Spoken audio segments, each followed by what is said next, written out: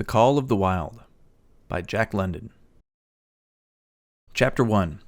Into the Primitive. Buck did not read the newspapers, or he would have known that trouble was brewing, not just for himself, but for every strong dog with warm, long hair from Puget Sound to San Diego, because men, groping in the Arctic darkness, had found a yellow metal, and because steamship and transportation companies were promoting the find, thousands of men were rushing into the Northland. These men wanted dogs, and the dogs they wanted were heavy dogs with strong muscles by which to work and furry coats to protect them from the frost. Buck lived at a big house in the sun-kissed Santa Clara Valley. Judge Miller's place, it was called. It stood back from the road, half hidden among the trees, through which glimpses could be caught of the wide, cool veranda that ran around its four sides. The house was approached by graveled driveways which wound about through wide spreading lawns and under the branches of tall poplar trees.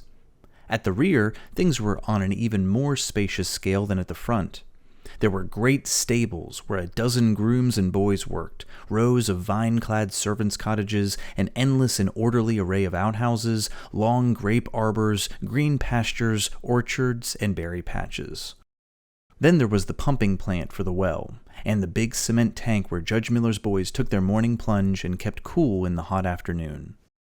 And over this great kingdom Buck ruled. Here he was born, and here he had lived the 4 years of his life. It was true there were other dogs. There could not but be other dogs on so vast a place, but they did not count.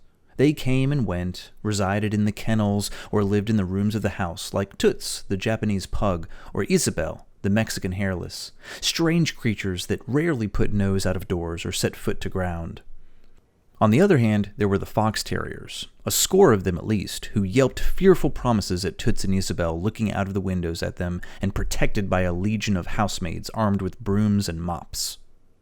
But Buck was neither house dog nor kennel dog. The whole realm was his.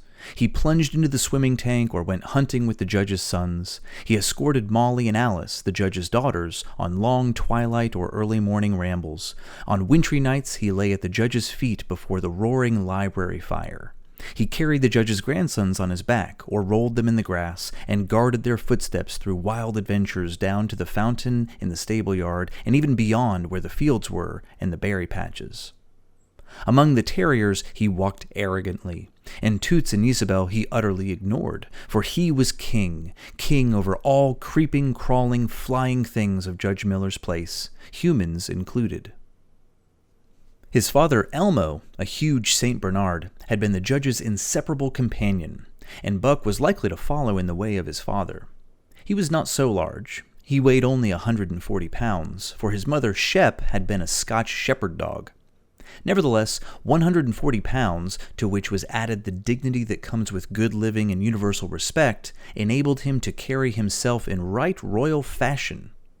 During the 4 years since his puppyhood, he had lived the life of a king. He had a fine pride in himself, was even a little egotistical, but he was not a pampered house dog. Hunting and other outdoor delights had kept down the fat and hardened his muscles. And this was the manner of dog Buck was in the fall of 1897, when the Klondike strike dragged men from all the world into the frozen north. But Buck did not read the newspapers, and he did not know that Manuel, one of the gardener's helpers, was not to be trusted. Manuel had one major flaw. He loved to gamble, which required money, but the wages of a gardener's helper barely covered the needs of his family.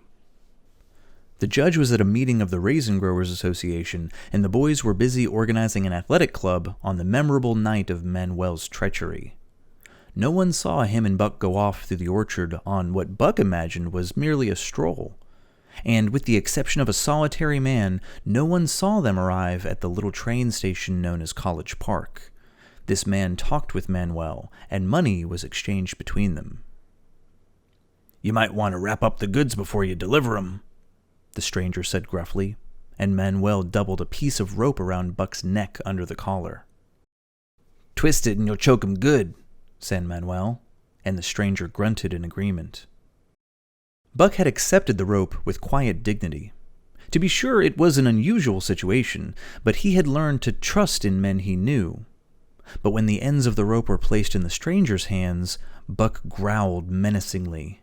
but to his surprise, the rope tightened around his neck, shutting off his breath. In quick rage, he sprang at the man, who met him halfway, grappled him close by the throat, and with a deft twist, threw him over on his back. Then the rope tightened mercilessly, while Buck struggled in a fury, his tongue hanging out of his mouth and his great chest panting. Never in all his life had he been so vilely treated, and never in all his life had he been so angry. But his strength was lost, his eyes glazed, and he knew nothing when the train stopped and the two men threw him into the baggage car.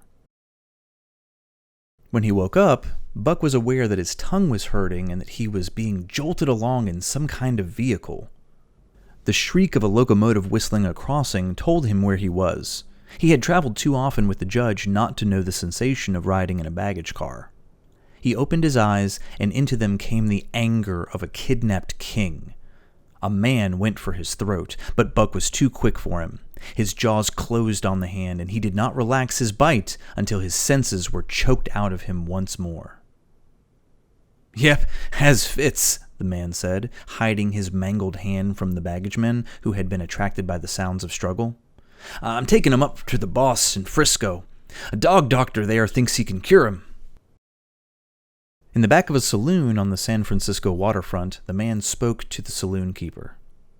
"All I get is $50 for it," he grumbled, "and I wouldn't do it over for 1,000 cold cash." His hand was wrapped in a bloody handkerchief, and his right trouser leg was ripped from knee to ankle.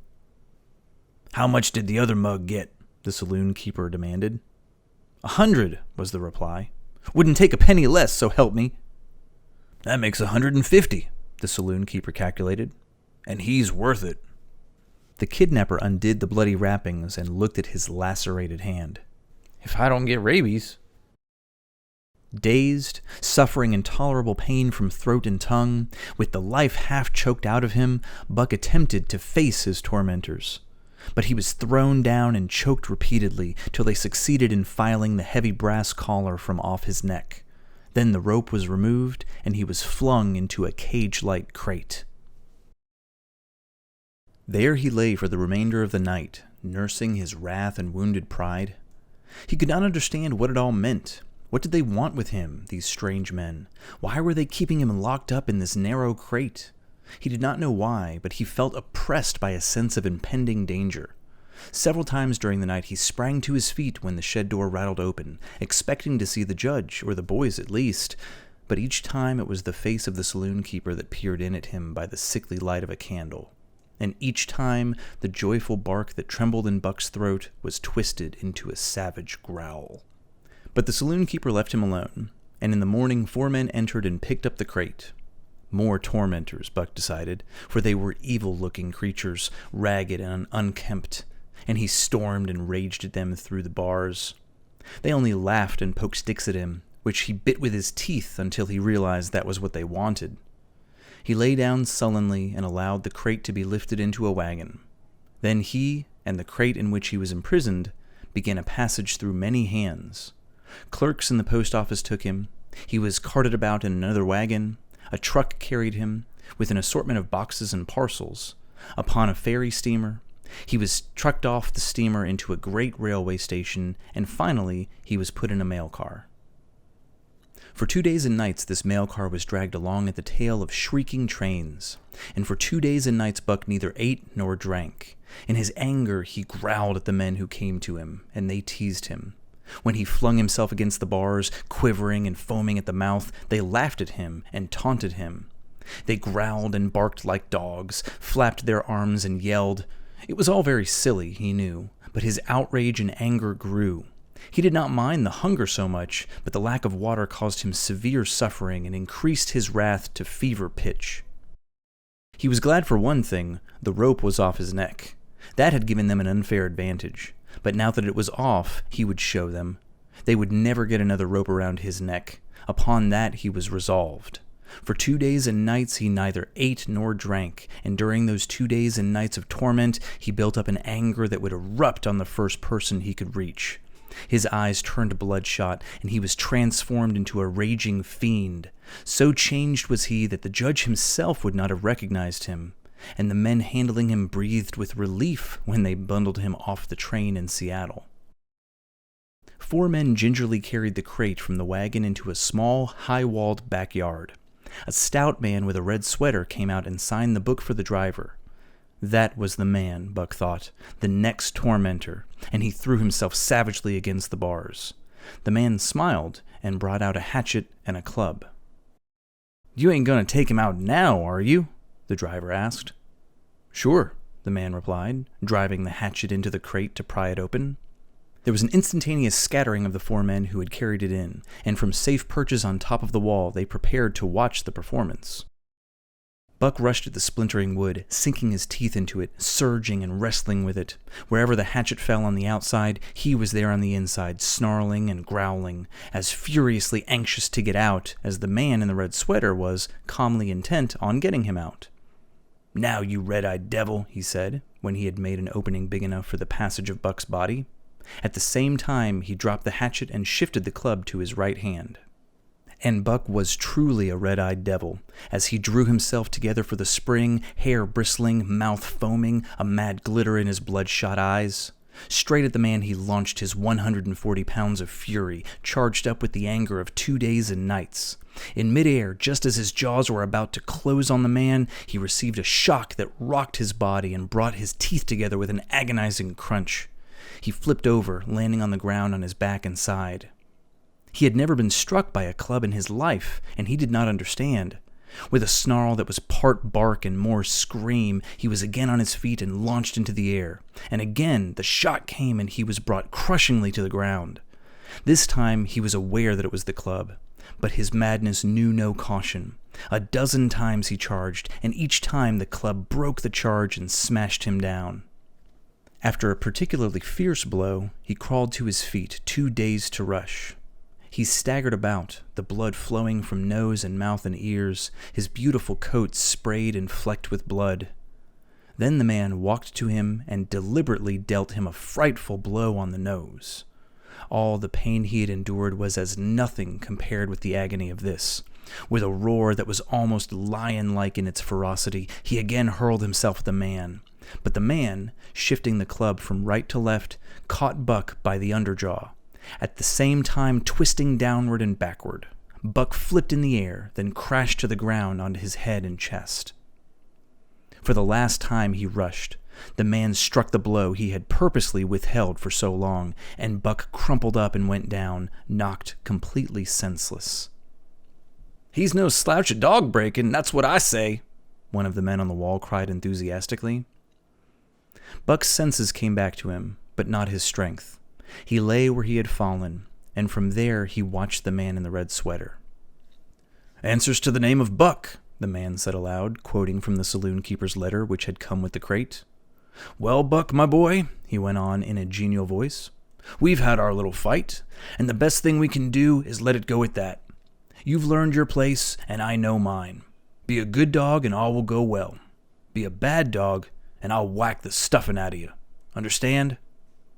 As he spoke, he fearlessly patted the head he had so viciously pounded, and though Buck's hair involuntarily bristled at the touch of the hand, he accepted it without reacting. When the man brought him water, he drank eagerly, and later ate a generous meal of raw meat, chunk by chunk, from the man's hand. He was beaten, he knew that, but he was not broken. He saw once for all that he stood no chance against a man with a club. He had learned his lesson, and he never forgot it. The club was a revelation. It was his introduction to primitive law, and Buck began to understand. As the days went by, other dogs came, in crates and at the ends of ropes, some calmly and some raging and roaring as he had come. And, one and all, he watched them pass under the club of the man in the red sweater. Again and again, as he looked at each brutal performance, the lesson was driven home to Buck.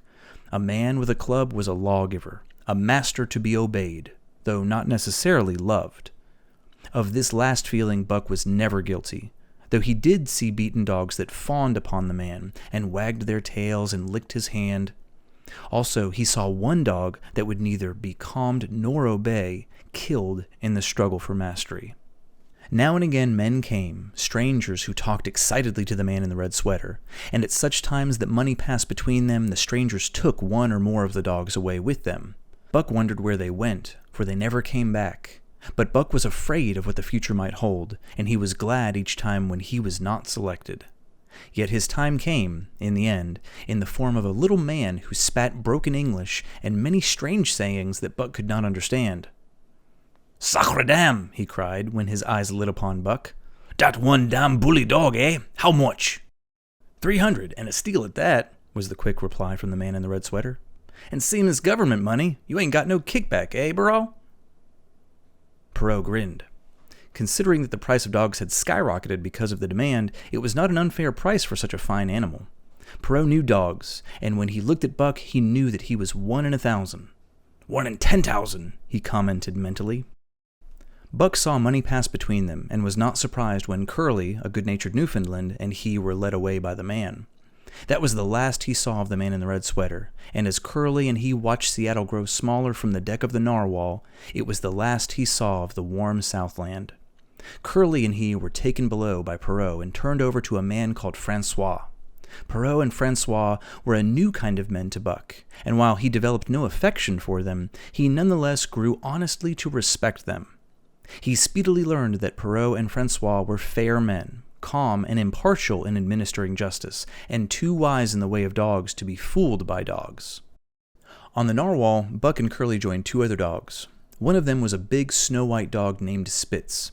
He was friendly in a treacherous sort of way, smiling to one's face while he planned some underhanded trick.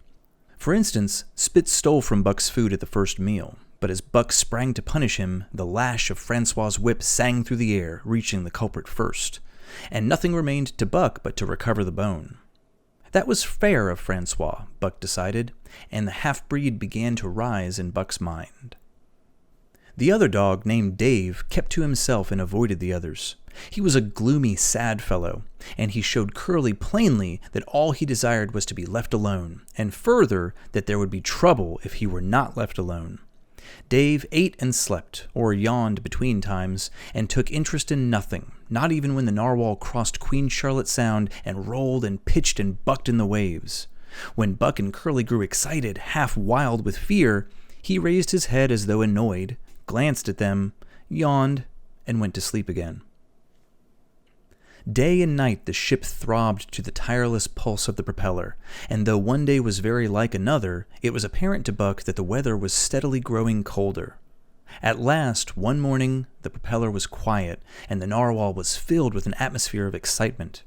He felt it, as did the other dogs, and knew that a change was at hand. Francois leashed them and brought them on deck. At the first step upon the cold surface, Buck's feet sank into a white, mushy something very like mud. He sprang back with a snort. More of this white stuff was falling through the air. He shook himself, but more of it fell upon him. He sniffed it curiously, then licked some up on his tongue. It bit like fire, and then the next instant was gone. This puzzled him. He tried again with the same result. The onlookers laughed, and he felt ashamed. He knew not why, for it was his first snow.